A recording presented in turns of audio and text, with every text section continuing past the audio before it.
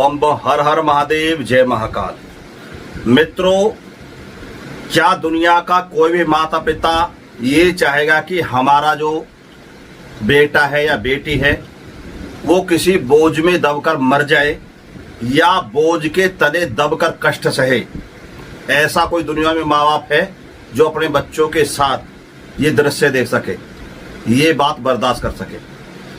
तो फिर जगत के जो पालनहार है, जो जगत के दाता है, जो जगत के रखवाले हैं, यानी कि देवों के देव महादेव शिव शंकर भगवान, क्या वो ये चाहेंगे कि जो मेरे भोले कांवड़ लेने आए हैं वो इतना जल लेकर चले कि वो गंगा जल में दबकर ही रास्ते में दम तोड़ दें, या तड़प तड़प कर बहुत ज्यादा कष्ट सह सहकर उस गंगा जल को लेकर मेरे मंदिर में, मेरे शिवालय में या मेरे शिवलिंग पर लाकर चढ़ाए?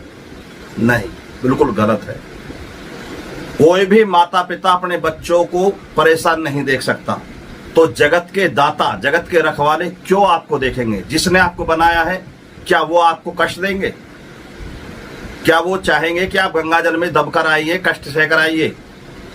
शिव शंकर भगवान ये चाहते हैं से मेरी कांवर लाने से पहले, मेरी पूजा करने से पहले, मुझ पर गंगा जल चढ़ाने से पहले, सबसे पहले उन माँ बाप की सेवा करो जिसने आपको जन्म दिया है। वो ही मेरी कांवड़ है, वो ही मेरा गंगा स्नान है, वो ही मेरा व्रत है, वही मेरा भंडारा है, वही मेरी पूजा पाठ है और वही मेरे लिए दयादान है।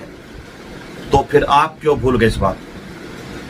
भगवान देने के लिए बनाए गए हैं, भगवान देने के लिए पैदा हुए हैं, हमसे लेने के लिए पैदा नहीं हुए। हम उनको क्या दे सकते हैं? जिसने हमको ही बनाया हो उनके लिए हम क्या दे सकते हैं, ये बताइए। तो फिर ये क्यों ड्रामा हो रहा है? फिर ये क्यों दिखावा हो रहा है? दूसरा कांवड़िया 10 लीटर गंगा जल ला रहा है तो दूसरा होड़ में ला रहा है 30 लीटर, क्योंकि उसके मन में घृणा और पाप आ गया है, क्योंकि वो दूसरे कांवड़िया को झुकाना चाहता है, उसको हराना चाहता है उससे ज्यादा गंगा जल लाकर। तो सबसे पहले तो उस भोले के मन में पाप आ गया, उसके मन में घृणा पैदा हो गई और वो पापी बन गया। पुण्य की जगह वो भक्ति नहीं कर रहा, वो गंगा जल नहीं ला रहा, वो दिखावा कर रहा है। वो गांव में, बस्ती में, शहर में, आसपास के लोगों को दिखाना चाहता है कि देख तेरा बेटा 10 लीटर गंगा जल लाया, मैं 20 लीटर लेकर आया।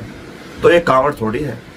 भगवान चाहते हैं कि सबसे पहले अपनी आत्मा को शुद्ध कर, अपने विचारों को शुद्ध कर, अपने चरित्र, मन को, आत्मा को साफ कर, उसके बाद अपने माता पिता की सेवा कर। यदि समय मिले तो मेरी पूजा कर, मेरी सेवा कर, मुझे गंगा जल से नहला, मेरा भंडारा कर, मेरा व्रत कर, मेरे लिए दयादान कर।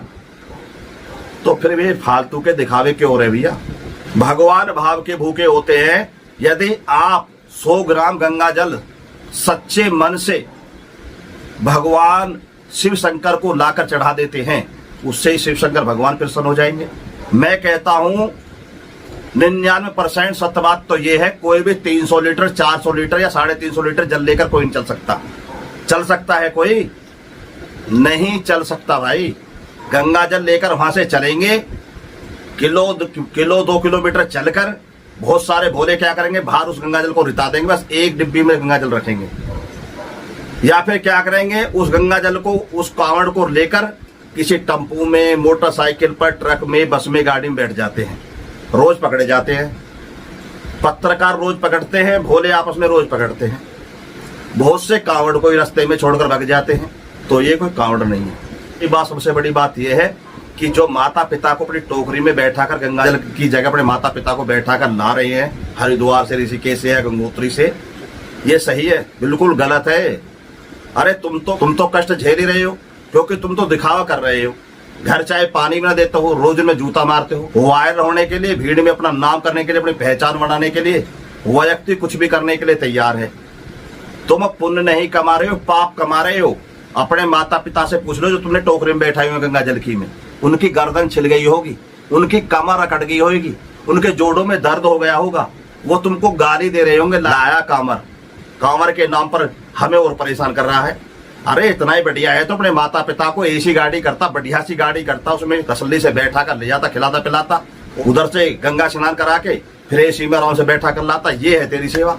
ये टोकरी में बैठा बैठा कर खुद भी बोझ मरे जा रहा है और माता पिता को सजा दे रहा है। अगर मेरी बात गलत हो ना तो अपने माता पिता से पूछ लेना, या जो भी मेरी बात को गलत समझ रहे हैं वो जाकर उनसे पूछ लेना, जो अपने माता पिता को टोकरी में बैठा कर ला रहे हैं, श्रवण कुमार की होड़ कर रहे हैं। अरे श्रवण कुमार के जमाने में ना वाहन की सुविधा थी और ना सड़कों की सुविधा थी। आज श्रवण कुमार के जो माता पिता थे वो अंधे थे, वो चल नहीं सकते थे, उनको रास्ते का नहीं पता था। उससे बड़ी बात यह है, श्रवण कुमार मजबूत लड़का था, लंबा ठाड़ा लड़का था, और जो उसकी टोकरियां थी वो इतनी बड़ी बड़ी टोकरियां थी कि हम जैसे 4 बैठ जाएंगे एक टोकरी में, इसलिए उस टोकरी में श्रवण कुमार के माता पिता आराम से बैठ भी सकते थे, उस टोकरी में बैठकर लेटकर सो भी सकते थे, यानी कि किसी भी तरीका से टोकरी में आराम कर सकते थे। तुम क्या करवा रहे हो? तुमने तो पुड़ियासी मानकर बैठा है, तुमने कोई पिज्जा लिया है पैक करके, पिज्जा की तरह पैक करके ला रहे हो अपने माता पिता को। इनकी गर्दन छुल गई है, इनका शरीर छुल गया है, इनका शरीर अकड़ गया है, इनके शरीर में दर्द है। मेरे यार को शर्म करो। वायरल होने के लिए इन्हें अपने माता पिता को क्यों सजा दे रहे हो? इतना ही बड़ा भक्त है तो घर सेवा कर, गाड़ी में नहला के ला, एसी की गाड़ी में लेकर, एसी वाली गाड़ी में नहला कर ला, बैठा कर ले जा, बैठा कर ला, ये है तेरी सेवा, घर सेवा कर। इनने टोकरी में बैठा कर दिखावा करके इनकी हत्या कर रहा है, जीते जी मार रहा है यार तू उनको। जितने भी भोले के भक्त या कोई भी व्यक्ति इस वीडियो को देख रहा है, जो मेरी ये बातें सुन रहे हैं, क्या ये बातें मेरी गलत है या सही है, इस पर जरूर कमेंट करना। यदि मैं गलत हूं तो गलत बोलना और सही है तो सही बोलना। मैं आपकी कमेंट का इंतजार कर